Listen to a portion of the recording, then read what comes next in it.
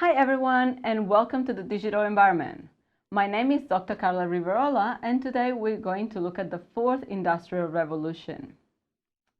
So this module will explore how businesses are preparing, motivating and equipping the workforce to meet a quickly evolving transformation to the digital world.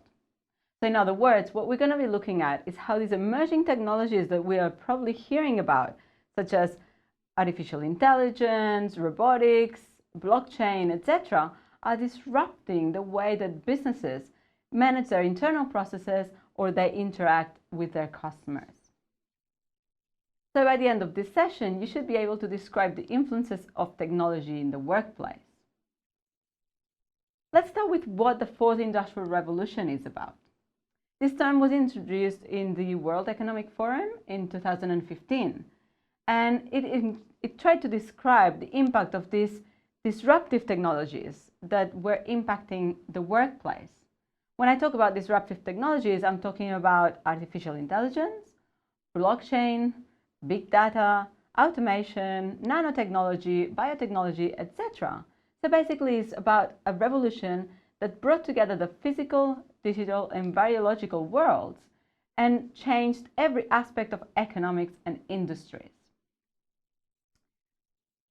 Within this fourth industrial revolution, we can also look at what Kurzweil said, which he predicted already that in 2016, that by 2030, computers will be able to reach human brain capabilities. Let's think about these words now. What do they mean? Well, we're already talking about artificial intelligence. Artificial intelligence is about machines that perform intelligence, right? It's about replicating consumer brains. It's about how they learn, how they problem solve. So at the end of the day, we're in 2020 and we're already talking about artificial intelligence and computers having some capabilities of human brains. We also talk about machine learning. I don't know if you've heard about this term before, but machine learning at the end of the day is how a machine learns by experience. But what are also challenges in of this fourth industrial revolution? Well, some authors already claim that there's a technological unemployment. And if we keep going like this, there is going to be a lot of jobs that will be disrupted by these new technologies.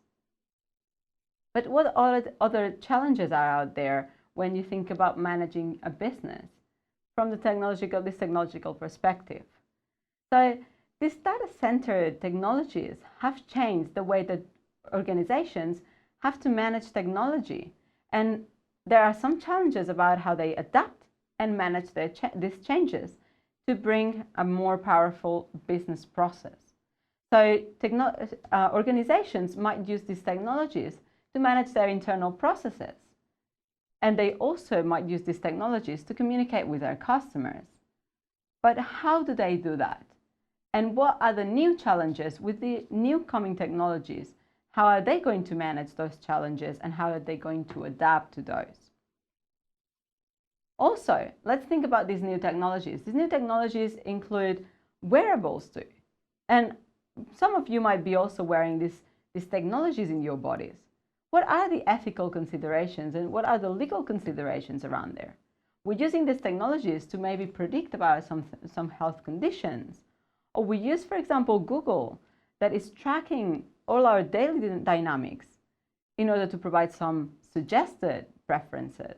We might take advantage of those capabilities of these new technologies, but also, where is the line between what technology offers us and our privacy or our health?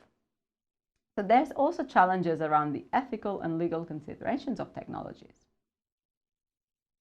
So at the end of the day, this topic has examined the digital environment and how this affects the workplace and how industries can adapt to these changes of what is known as the fourth industrial revolution.